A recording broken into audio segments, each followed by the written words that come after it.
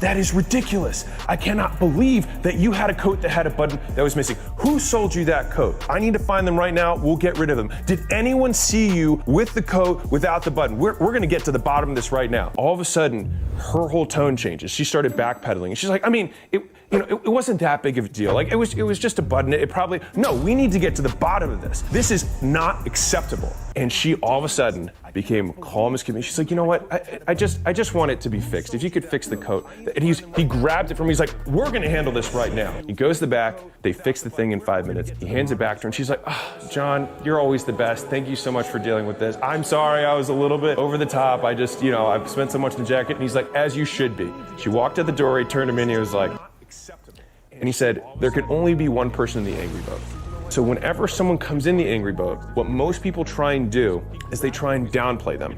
And so they say, well, it's not that big of a deal. And what happens is the person doesn't feel validated. The person who's upset then increases how angry they are because they want the person to validate why they're angry. And so what happens is they just keep getting angry and this person keeps trying to make them less angry. And then it just creates more and more of a discrepancy between the two people. Now the flip side is she got in the angry boat and so she had to get out of the angry boat. And so whenever you're dealing with an upset customer, you need to validate their anger. And in a real way, if something was messed up and you have very high standards for your business, the moment you say it's not a big deal, it means you're not actually taking responsibility. Even if their complaint is ridiculous, it still is your responsibility. And so you have to take ownership of it because the alternative is you don't, and you never get better. The second lesson he taught me was about creating a new product. They realized that in the summer, they never had any demand because people aren't trying to buy fur coats in the summer. And they're like, what can we sell to people during the summer? And so they came up with a genius idea. We'll store and condition the coats for them. As they sold every single customer a coat, they said, hey, every year, make sure during the summer when you're not using the coat, you bring it back here. We can repair any damages, we can sew things up, we can condition the fur, and we can make it last 2, 3, 5 times longer so you can pass it on to the next of kin. And then he would give this a little analogy. He's like, right, if you're gonna buy a $50,000 car, you'd pay $100 a month for insurance. It's the same thing here. So he created this analogy that compared fur coats, which people didn't understand as well, to a car, which was something they did. And so what happened is overnight, he created what I would consider an insurance product. Insurance products don't actually have to be insurance. You can charge people for the safety that whatever they just bought will continue to provide value for a longer period of time. And the cost to deliver on this was so low because we had 1, 18-year-old, 2, air conditioning, 3, storage facility. And the upsell was, lesson 3, was getting people to say yes by saying no. When I first learned no-based selling, I actually learned it from this job when I was 18. Storage is the first core thing, which is I just hang your coat up and I keep it air conditioned. And the upsell is I'll also provide value for a longer period of time. And the cost to deliver on this was so low because we had 1, 18-year-old, 2, air conditioning, 3, storage facility. And the upsell was, lesson 3, was getting people to say yes by saying no. When I first learned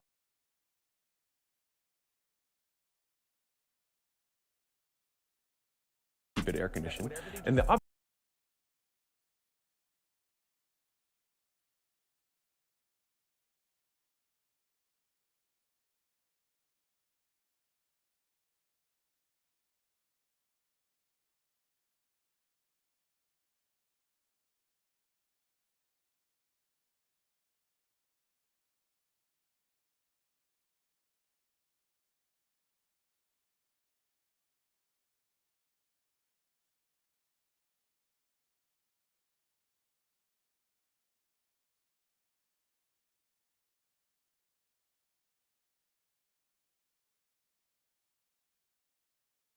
I learned $6 million lessons at my first job working hot summers as an 18-year-old in a warehouse at a 5th generation fur coat dealer. And this business made it through 2 world wars, multiple recessions, and these lessons I have taken with me for life. The first lesson he ever taught me was how to deal with angry customers.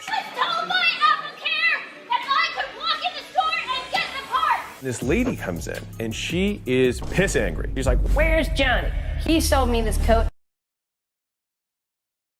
I learned $6 million lessons at my first job working hot summers as an 18-year-old in a warehouse at a 5th generation fur coat dealer. And this business made it through 2 world wars, multiple recessions, and these lessons I have taken with me for life. The first lesson he ever taught me was how to deal with angry customers. This lady comes in and she is piss angry. She's like, where's Johnny? He sold me this coat and this button came off. This is so ridiculous. I spent so much money on this coat. Blah, blah, blah. She's just making a scene. I didn't go in the retail store that much because I looked like an 18-year-old and I wasn't gonna be selling any $25,000 coats. John, the owner of the store, I'm on the other side of the door so she can't see me, and he's walking towards me to turn out to go deal with her. As he's walking towards me, I see him roll his eyes, and then as he turns the corner, he goes right into character. Mrs. Johnson, that is ridiculous. I cannot believe that you had a coat that had a button that was missing. Who sold you that coat? I need to find them right now. We'll get rid of them. Did anyone see you with the coat without the button? We're gonna get to the bottom of this right now. All of a sudden, her whole tone changes. She started backpedaling. She's like, I mean, it wasn't that big of a deal. Like, it was just a button. No, we need to get to the bottom of this. This is not acceptable. And she all of a sudden became calm as can be. She's like, you know what?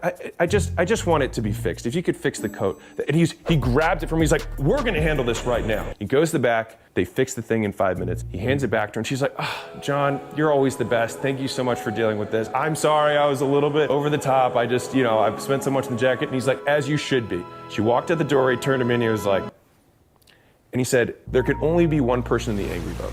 So whenever someone comes in the angry boat, what most people try and do is they try and downplay them. And so they say, well, it's not that big of a deal. And what happens is the person doesn't feel validated. The person who's upset then increases how angry they are because they want the person to validate why they're angry. And so what happens is they just keep getting angry and this person keeps trying to make them less angry. And then it just creates more and more of a discrepancy between the two people. Now the flip side is he got in the angry boat and so she had to get out of the angry boat. And so whenever you're dealing with an upset customer, you need to validate their anger. And in a real way, if something was messed up and you have very high standards for your business, the moment you say it's not a big deal, it means you're not actually taking responsibility. Even if their complaint is ridiculous, it still is your responsibility. And so you have to take ownership of it because the alternative is you don't, and you never get better. The second lesson he taught me was about creating a new product. They realized that in the summer, they never had any demand because people aren't trying to buy fur coats in the summer. And they're like, what can we sell to people during the summer? And so they came up with a genius idea. We'll store and condition the coats for them. As they sold every single customer a coat, they said, hey, every year, make sure during the summer when you're not using the coat, you bring it back here. We can repair any damages, we can sew things up, we can condition the fur, and we can make it last 2, 3, 5 times longer so you can pass it on to the next of kin. And then he would give this little analogy. He's like, right, if you're gonna buy a $50,000 car, you'd pay $100 a month for insurance. It's the same thing here. So he created this analogy that compared fur coats, which people didn't understand as well, to a car, which was something they did. And so what happened is overnight, he created what I would consider an insurance product. Insurance products don't actually have to be insurance. You can charge people for the safety that whatever they just bought will continue to provide value for a longer period of time. And the cost to deliver on this was so low because we had 1, 18-year-olds, 2, air conditioning, 3, storage facility. And the upsell was, lesson 3, was getting people to say yes by saying no. When I first learned no-based selling, I actually learned it from this job when I was 18. Storage is the first core thing, which is I just hang your coat up and I keep it air conditioned. And the upsell is I'll also brush it and I'll fix it and I'll do these other things. And so when they would call up customers and they'd say, hey, do you want to turn in your coat for the summer? What they did was say, hey, we're gonna store and condition the coat. You don't want anything else, do you? And they would say, no, I don't want anything else. And so implied in that, they got them to say yes to storage and yes to conditioning the coat. Pretty slick. People want to just get the default option. We're so trained to say no to any kind of upsells that if you get someone to say no, but in so doing, get them to say yes, you actually click into their subconscious automated response. Most times when they say no to salesmen, they save money. You flip the script and you align it so that them saying no actually gets them to say yes for you and to the purchase. So lesson 4, when they wanted to get people to actually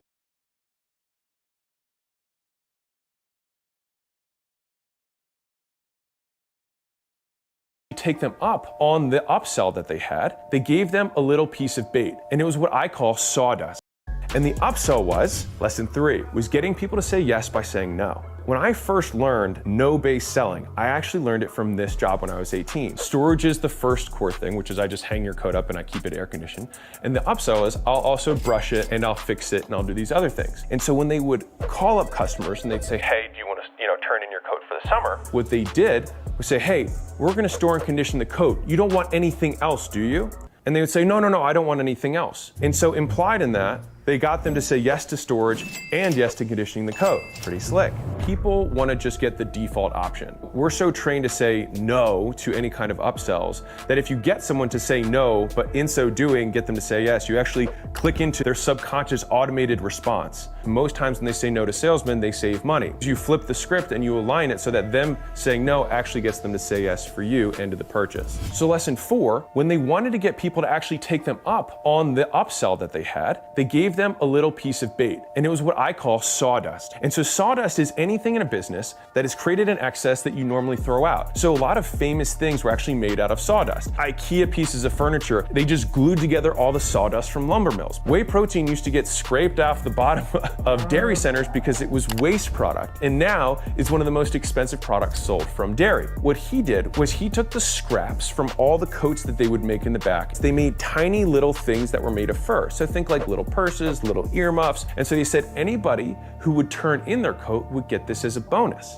They gave away something that cost them nothing, that people still perceive value, as bait to get people to come in and actually take the upsell. What's even more, when people did come to turn the thing in, they would actually say, well, you want to store that too, right? And they would say yes, and then they would charge them for that. Even though they got the product for free, the storage didn't come free. And if people are listening to this, if you're listening to this and you're a consumer, you have to get around the like, someone selling me something makes them evil. Capitalism is the only system where both people say thank you after an exchange. It means both parties are better. And if someone threatens you, that's different. That's just a form of robbery. But if I say, would you like this thing? And the other person says yes, and they give me money and I give them the thing, no harm was done. If someone didn't want to store the earmuffs, then they didn't have to, and they just got it for free, which is a benefit, and for the business, just a cost of doing business to get the person in the door. How he was able to double the amount of coats people would buy. The first was he said, no dealers. Everyone who's a consumer thinks, oh, these must be great deals, that's why dealers aren't allowed. Once they got in, there was a sign on the door that said limit 2 coats per customer. They're like, oh, there's a limit, I have to use up this scarce resource. On top of that, they would have multiple strike downs on the price. It said final price, all sales are final. And he purposely let people in on a single file line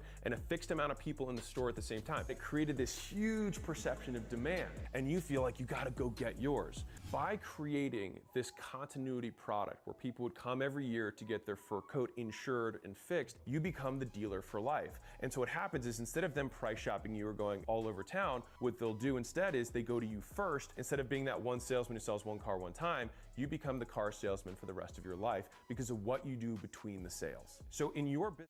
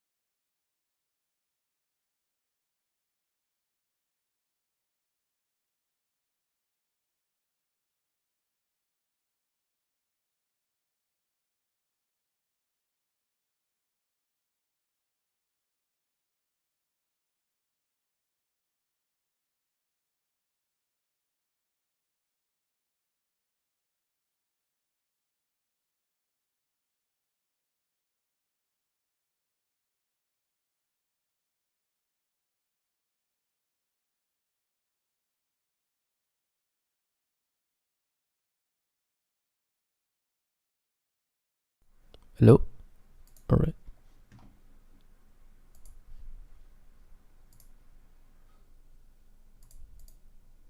Oh, yeah, we have sound.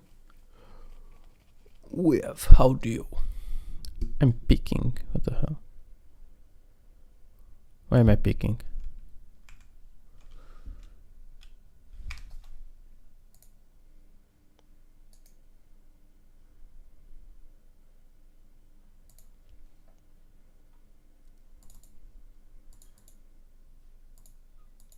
Hello. 1, 2. Mic check, mic check. Alright. If I lower this all the way down. Can you hear me? Hey! I can still pick it, right? I want to monitor this a little bit. Although 1, 2, 1, 2, okay. Not here. Advanced properties, microphone, monitor, output. Okay, this is my microphone level. This is with a little bit of a gain. I don't need no gain. I need no gain. Yeah. Alright. That's not bad. Let me filter it. Let me add a little noise suppression, right? What's the upward suppression? Compressor. Upward compressor? This looks weird. Hello? Hello. 1, 2, 1, 2, 1, 2. Okay. That's not what I wanted. Yeah. Nice suppression. Oh. 1, 2, 1, 2. Good quality, more CPU usage. Sound looks okay, I guess. The SpeedX, it's better. Does it look? It does something funny to your voice. Let me just minus 14 dBs. Do you hear that little squeaky, squeaky, squeak? Alright. This should be better. A little bit. Yeah, I can still hear it, but it's okay. So, 1 second.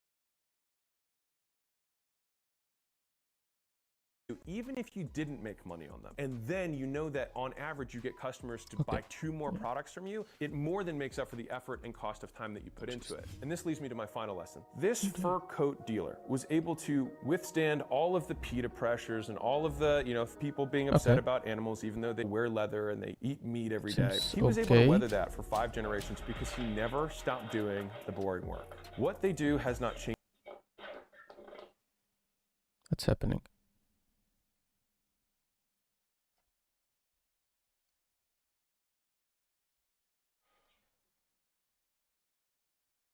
Owners do the same. I don't know. Okay. Let me just check this. That seems okay. My microphone volume, although maybe a little bit low sometimes.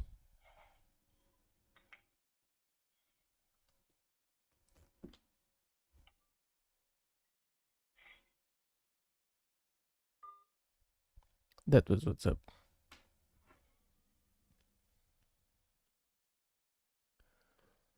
All right.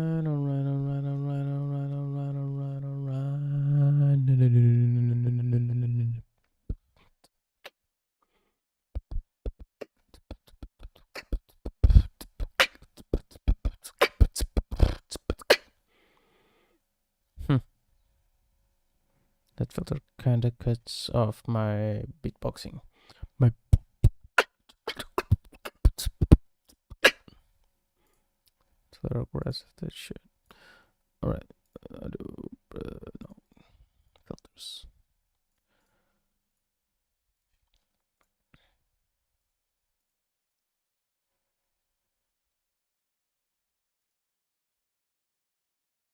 Alright. Let me just check the levels. So, this is with the compressor. This is without. This is with. This is without. It's actually pretty much the same. Lower this. Let's apply compression.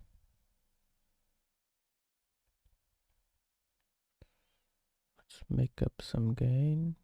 Like 5 dBs of gain. Yeah. More gain. More gain. More gain. Gain. Hey! I don't. Shit. Yeah, that's off. I'm stupid. 3 dB. This is without. This is without. This is. Am I hearing it right? Yes. With, without. I mean with. It's a lot more. It's a lot louder. That's what I meant.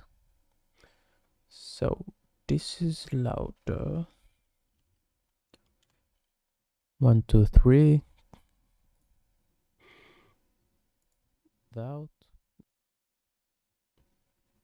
1, 2, 3. Check sound. 1, 2, 1, 2. 1, 2, 1, 2. With compressor. Without compressor. 1, 2, 1, 2. With compressor. Without compressor. I want fast attack. Slow release. Maybe a little bit. 10 dB of gain. Sounds about. Yeah, that's too much. Unless I compress it like really low. Yeah, that sounds unnatural.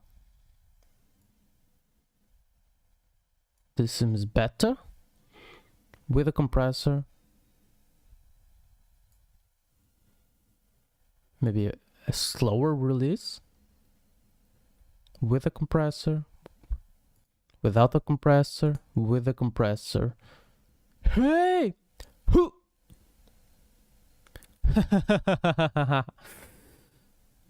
Not bad. Baby, lower the gain. 5 dBs. 5 dBs of shit. Filter. Let's put 5. Let's put 60 milliseconds release. Sounds about right. Right.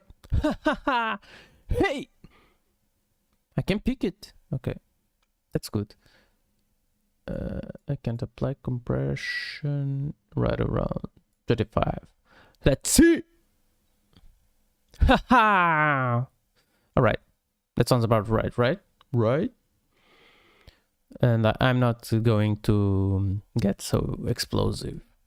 Probably. Most of the time. So, what we have now... thing for a very long period of time. They do all the things that right now you probably know you should be doing but aren't in your business. Wait. Is there anything more that I want to do here? I want a compressor before. Does it make sense? Do I?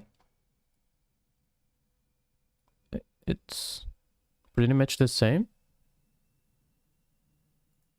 I don't know.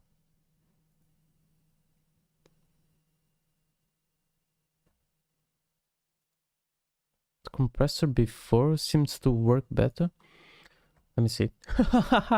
Hey, yeah. Yeah, that's what's up. That's what's up. That's what's up, my nigga. Can't say bro. Shit. I messed up. Okay. I think that's alright. I think that's cool. The compressor comes before. It compresses the sound when I'm over 25, so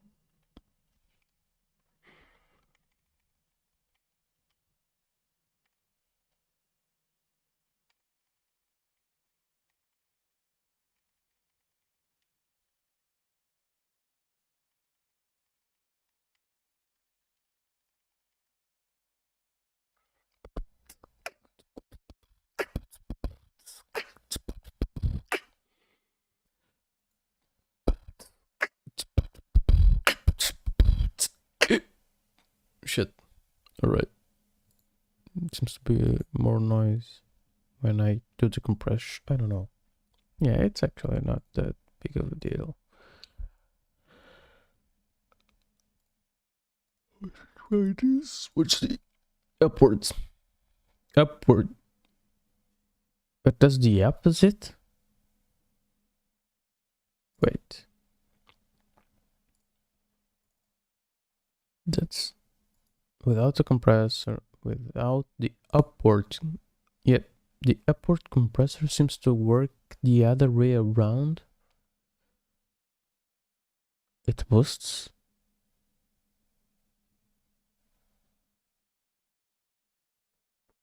It boosts the signal when you are above a certain threshold. Does it? Is it? Huh! Huh! Yeah, it picked. I mean, hey, wait. I can test this real easily. Let's do the threshold really, really low, right? And apply the compressor really, really low, really, really low, really, really low. It's weird. Do I want a bigger ratio so it upwards it by one by one by one? Oh, what the hell? What the hell? Hello. Oi.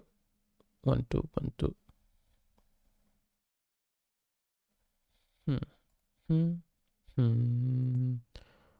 What does this do? Wait. Does it, you know? What if? Oh, I get it now. So this does there's nothing. This is boosting. This is boosting until I hit the threshold. But if I up the ratio, nothing happens. Yeah, that's all right. So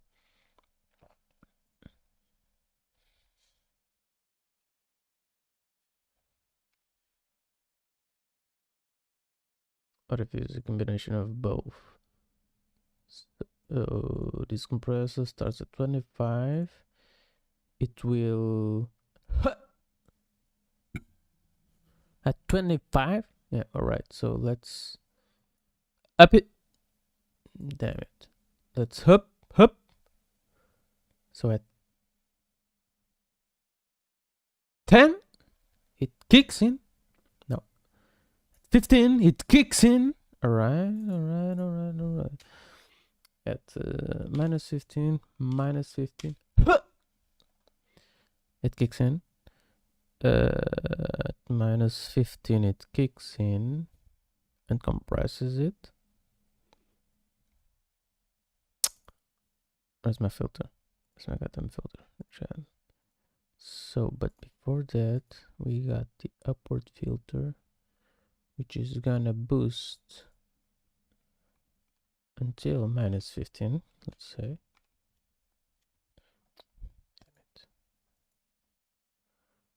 By a ratio of, what is 0.5 to 1? I don't know. Yeah, but now it's really, it's loud, you know what? I think I'm gonna go, yeah, something like this, right? So but now it seems really damn. What if I boost? I don't know. So I'm boosting it. I'm boosting it. Yeah, this is definitely boosted. But when I, hey! Why? It shouldn't. Let's do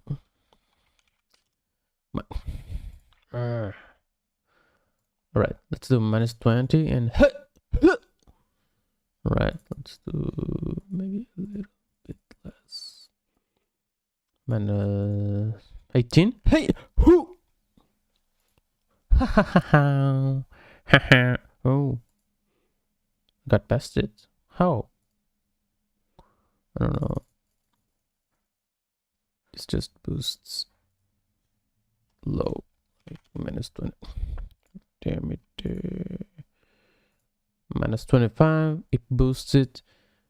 And the other compressor, it should be faster. With slower release. This release is really fast because it hits it and then drops it, and this release is a little bit slower. You know? Hey, yeah, that's right.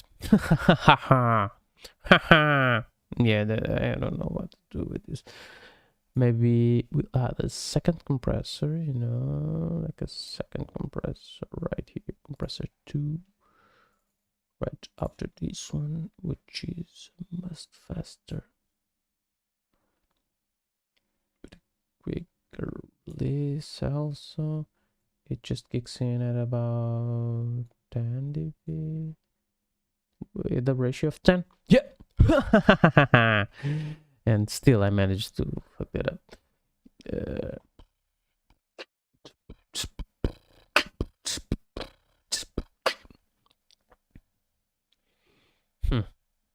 How can I do this? How can I do this? Really fast attack. Maybe, oh, maybe a slower release than this one, because this one is still active. Yeah, but it shouldn't matter. Ha! Ha ha! I don't know what to do.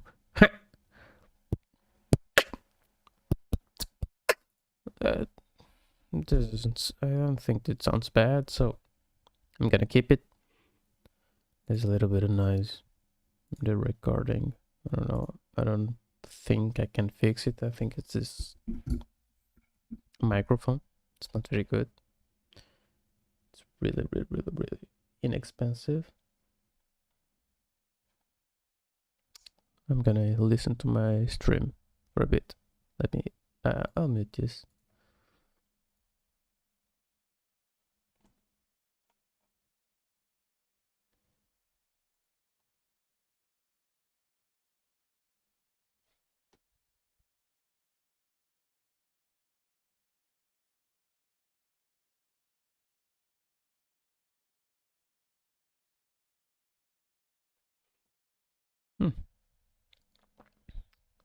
It doesn't sound as bad as I thought, so I'm gonna keep it. For now, I'm gonna just remove the monitoring. Yeah, it's much better because I have monitoring on my interface. Is it working though? It doesn't sound as bad as I thought. So yeah, sure. I forgot to turn it off. Is this working? Yeah, this is definitely working. Monitoring is not ideal on the interface, but I hope it's good enough. Okay. But now? Just do those. They just do all the basics every time, every day. And if you're like, man, but it's going to take me time to set up a blog. It's going to take me time to do email follow-up consistently. It's going to take me time to create content. It's going to take me time to build a sales team. Yeah, those are all the things that you probably know you should do. And they take time, which is why building a business that's big takes big time. But it also creates even bigger outcomes.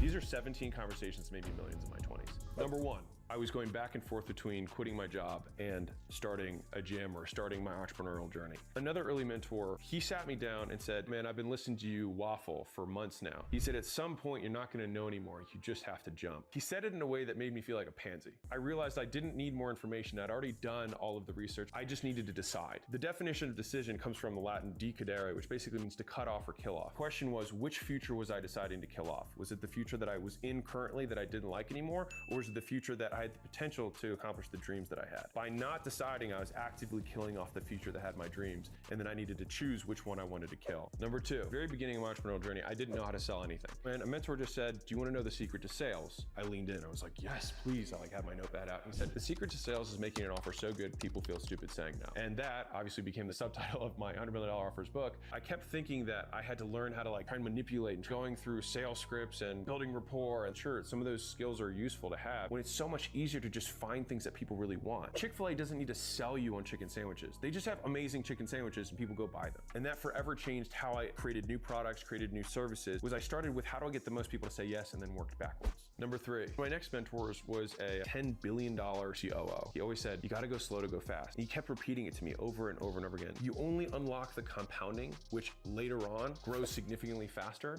than the erratic activity of small thing here, new thing here, than just doing the same thing for an extended period of time. And so what feels slow in the micro looks fast in the macro when you look at the trajectory over a long period of time. But what looks really fast in the micro is usually really slow in the macro because people can never get that compounding start harnessing because they're always starting back over at ground zero. Whenever you change something, the one cost is guaranteed is that change will have to get paid for. And what isn't guaranteed is that it's gonna work. You know you have this fixed cost, which is how you should see it, is that whenever you change something, you have to pay a price. Number four, the next lesson I learned was in level of effort. One of my early mentors told me about flyers. I thought I needed to go put a lot of flyers out to get business. Put out 300 flyers. So I called the mentor back up and I was like, hey, this didn't work. And he's like, what was your test size? What do you mean by test size? And I just put out 300 total. He just laughed. 300? Like, you're not gonna know anything with 300. He's like, we test with 5,000 and then we do 5,000 a day after that. 5,000 a day? 150,000 flyers a month. I might have been doing the right thing all along, but I was just doing far too little of it. And at that point, I decided that whenever someone gave me advice, I wouldn't let the volume of activity to be the reason it failed. But I just hadn't done enough of them or I hadn't done them long enough.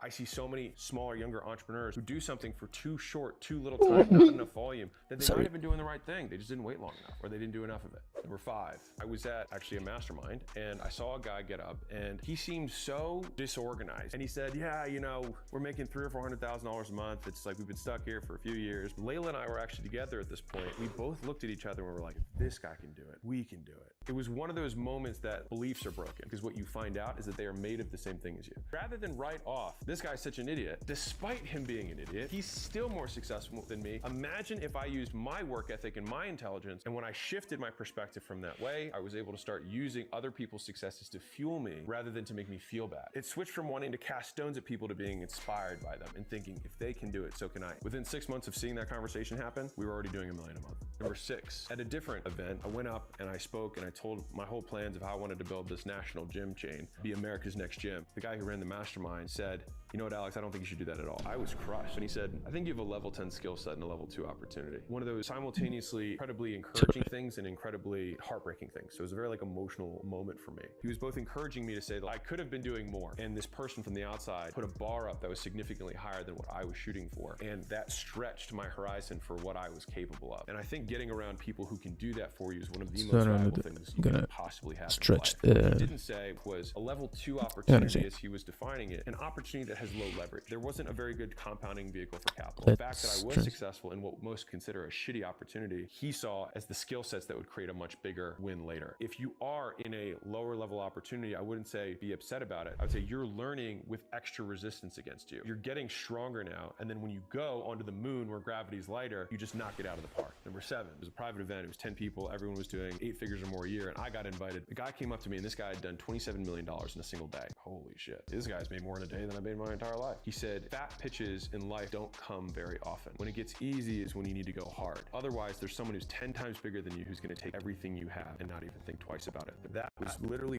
fueled by that conversation. If you're like, how are you doing $400 a month, taking home 300? I had no employees and I was making it all myself. You do have one of those opportunities that comes up in your life when things start working really well. That's when a lot of people ease off the gas. That's when they go easy. When it gets easy is when you go hard, because you don't have that many fat pitches in a lifetime. You might get 2 or 3, and you just got to crack the shit out of it when it comes and expect that you're going to sacrifice some short term for some long term later. Number 8, the same event, a different guy came up to me. He said, you're scared, you're like doubling every month with this current thing. Like, why do you want to start a supplement business? What if you just spent 3 times as much on marketing and didn't start a supplement business? I didn't start the supplement business. I actually delayed it for 18 months. In the next 3 months, we tripled the ad spend and went from 400 to 780, from 780 to $1 million, from $1 million to $2 million, just the next 6 months because of that piece of advice. And I think the underlying part of that advice is that when something is going well, oftentimes entrepreneurs think, great, I won, how can I get another win? But the real win is just doing 10 times more of that thing. The hardest part is getting product market fit. It's getting people to want to buy the thing. Once you have that, you don't need to innovate that anymore. All your innovation has to go to how can we do more volume. Number 9, the next lesson was from a guy who had a big e-commerce brand. So he was doing like 30 million a year at the time. And I was like, oh my God,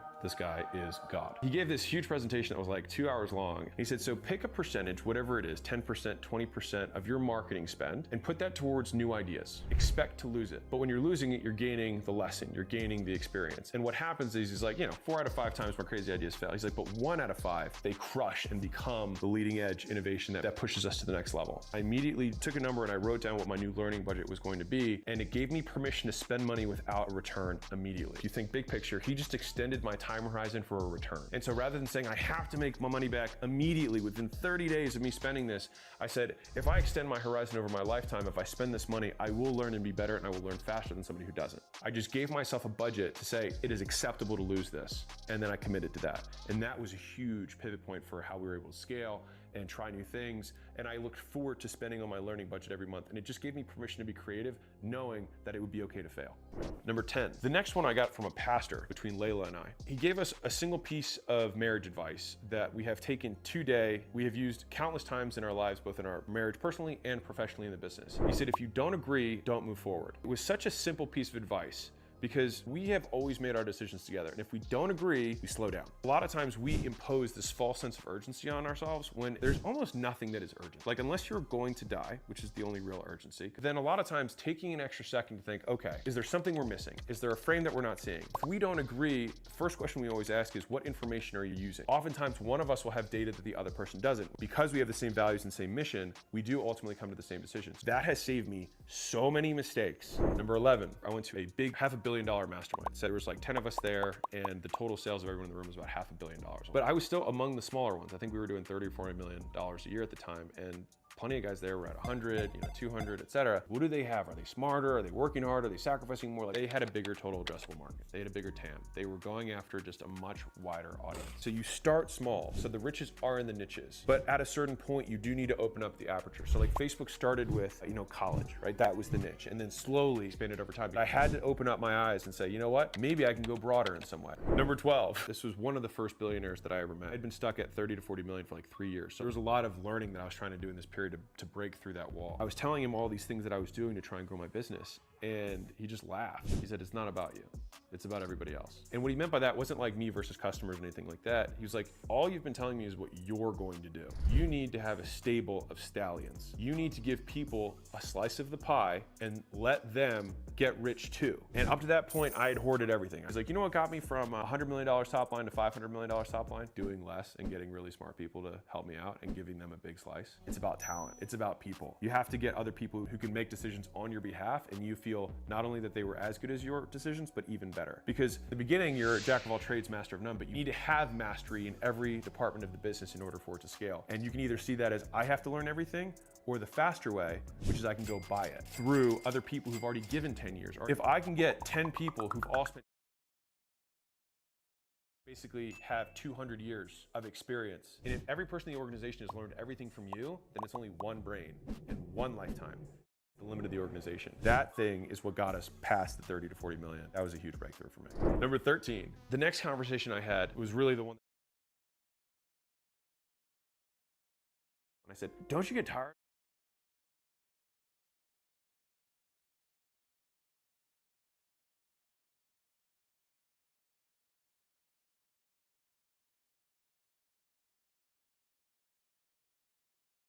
And it made me feel like if I want to spread a message, if I want to help more people, that there is a cost to it. Having now been a little bit the other side and having more recognition and whatnot, is that fame has pros and cons. There are cons, but I believe that there are more pros than cons. Are there things that are inconvenient now? Absolutely. You get stopped every time you go out to dinner, like you get disrupted. It's harder to be like private in public. If you have a bad day, you can't do it because someone says hi and it's the one time they're gonna see you. There are things that are cons, but the pros outweigh the cons. You get amazing people who will come and want to work with you. You get amazing teammates who otherwise would never know you exist, who also have the same mission, have the same values, and it creates significantly more alignment and real world value in terms of economic value, how much money you make by having people inbound coming towards you. I used to talk shit about people who make content. I was like, you just need to do cold outreach and run ads. Like, don't talk to me. But now having been on the other side of it, I can tell you that it was a mistake. Number 14, big influencer. I said, hey, you're way further ahead of me. Like, how do I just shortcut this thing? And so he said, hey, start making content on every platform. So I did that. And then I came back 6 months later and I said, hey, look, we went from 0 to 200,000 people in our audience in 6 months. And he noted the progress. But I was like,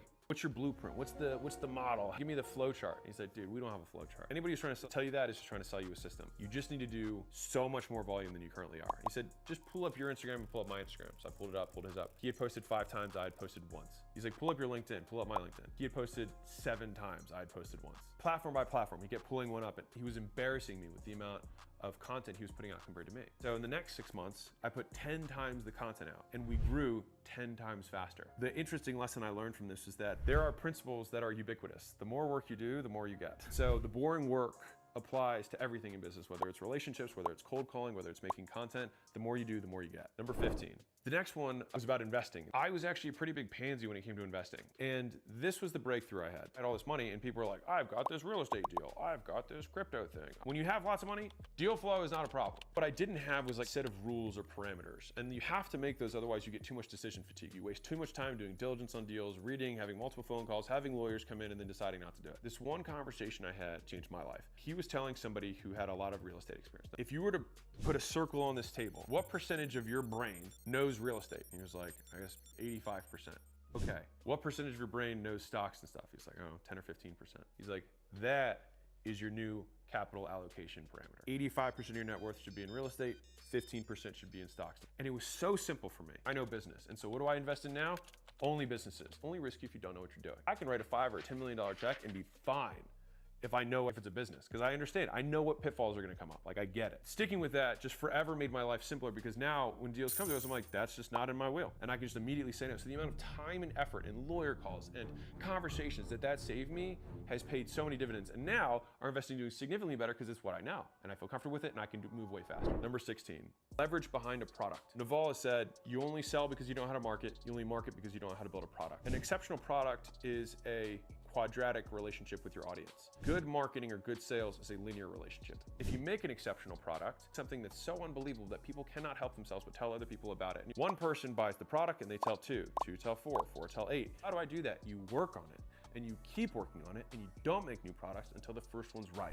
And if you're like, that might take years, that's why good shit takes time. $100 million offers. That book continues to sell more copies every month with 0 advertising dollars. actually less work in the long run to build a better thing than it is to build a shitty thing and then have to spend the rest of your time marketing and selling it. You want to have leverage in every aspect of your business. Product is the strong stuff. Number 17. The last one I learned from Uncle Warren, the power of brand. Brand was always this amorphous thing that I thought was complete BS. I was like, you can't quantify brand, blah, blah, blah.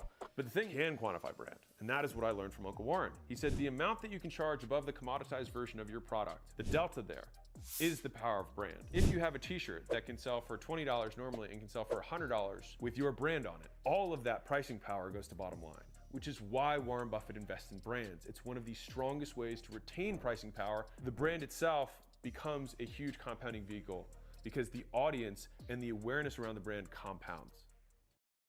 How much debt do you technically have? 255 million, something like that. Pace Morby is the guy for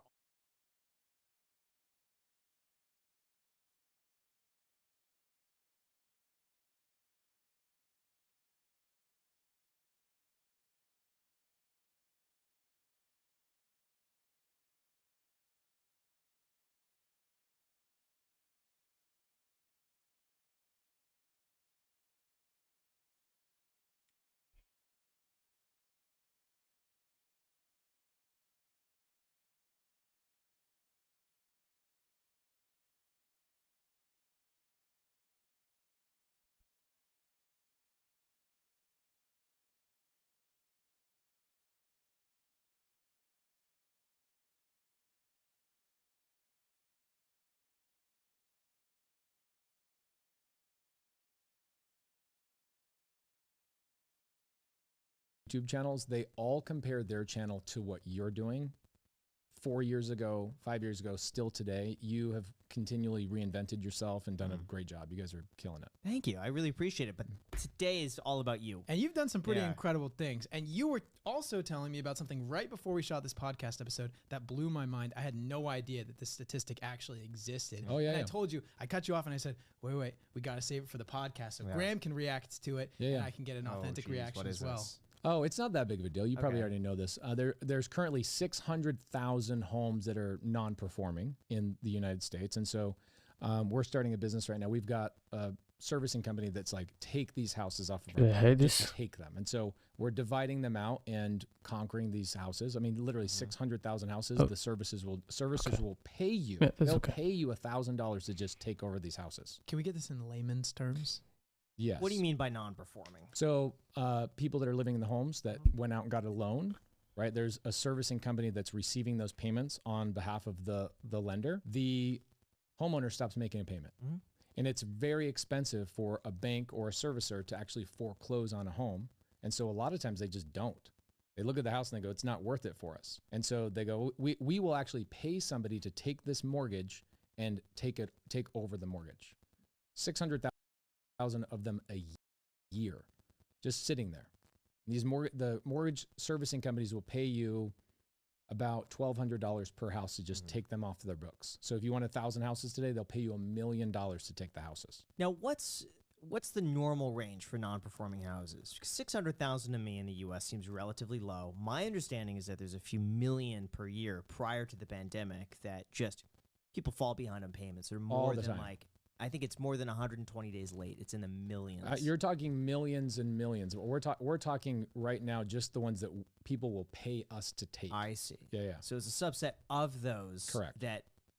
What's the situation on that? Is it just they're not so underwater on it, but it's like just, right on the line of like, okay, maybe we could break even on this. Yep. But it's interesting because what we're planning on doing in that business is essentially going to the servicer and saying, pay us $1,200 per house to take them off your books. What are we going to do with them? Right? I'm not just going to take over 1,000 houses. That's a lot of burden because now I've got people living in these homes that now I'm the bank, right? I'm the note holder. That's a problem. I don't just own the house. I'm the lender on the house now. So I have to do something with these houses. I have to either get them performing again. So calling the homeowners and saying, hey, let's renegotiate. Let's make sure you're taken care of, which is is the ideal situation. Or B, we go, hey, let's short sell these. Or C, we go to them and offer them cash to walk away, like cash for keys to walk away, and then we put them into the portfolio. Or D, you could wholesale them to fix and flippers. Or I guess another way is you could wholesale, or you could fix and flip them yourself if you choose to do that. Which I don't love fixing and flipping. It's just a big construction game. That's all it is. Sure. And what's the status on these houses? Were they bought recently, like in this past year or so? And also, like, are they in fine condition? Oh, or that's something, or a is it kind of just a that's a toss-up? different statistic. So houses that were bought in 2021, 2022, there's about 450,000 of them that are already underwater from people buying them in 2022, and now the market has gone down an average of about Okay, I think I'm 16% gonna in the last year. have to stop the this. U.S. And so those we stop this. We hide it. I don't know.